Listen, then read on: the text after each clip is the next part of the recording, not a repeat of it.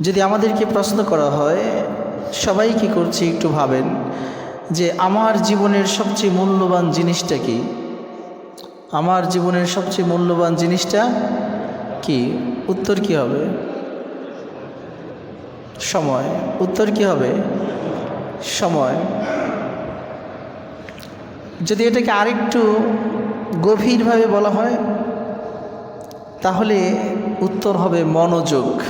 উত্তর হবে কি? বলবেন কেন? পুরো পৃথিবী আপনার মনোযোগ চায়, আমার মনোযোগ চায়। কিভাবে?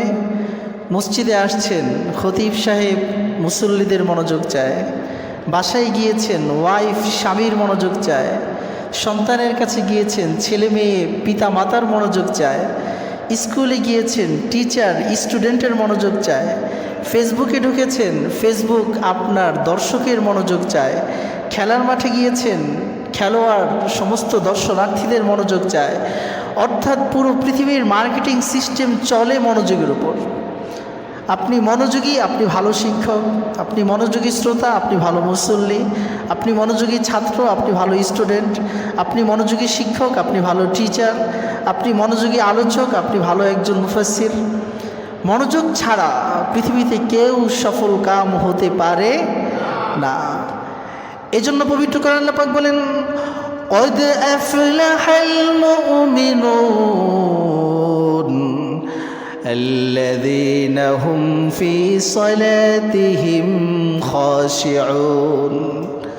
আল্লাহ পাক বলেন, মুমিনরা সফলকাম, যারা তাদের হৃদয়ের গভীর থেকে এই কথার স্বীকৃতি প্রদান করেছে, লা ইলাহা ইল্লাল্লাহ মুহাম্মাদুর রাসূলুল্লাহ। এই কালিমার স্বীকার যারা দিয়েছে, মনে প্রাণে বিশ্বাস করেছে, সমাজে প্রতিষ্ঠা করার অঙ্গীকারবদ্ধ হয়েছে, তাদেরকেই সফলকাম বলেছেন আল্লাহ। এখানেই শেষ করে দেন নাই, তারপরে বলেছেন যারা তাদের নামাজের মধ্যে মনোযোগের সাথে সালাত আদায় করে।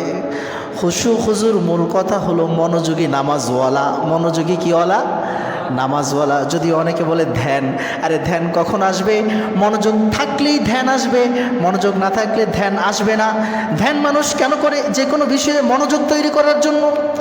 ধ্যান করা হয় মনোযোগ তৈরি করার জন্য। নামাজে আমরা খুশু খুজু মনোযোগের সাথে কেন আদায় করি?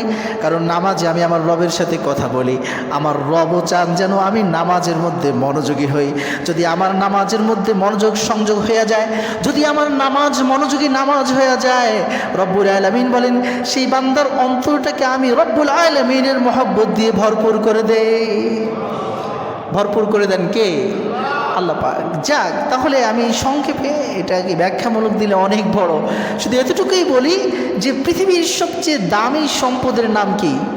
মনোযোগ। বলেন, দামি সম্পদের নাম কি? মনোযোগ। আপনি যে বিষয়ে যত মনোযোগী, সে বিষয়ে আপনি তত দামি।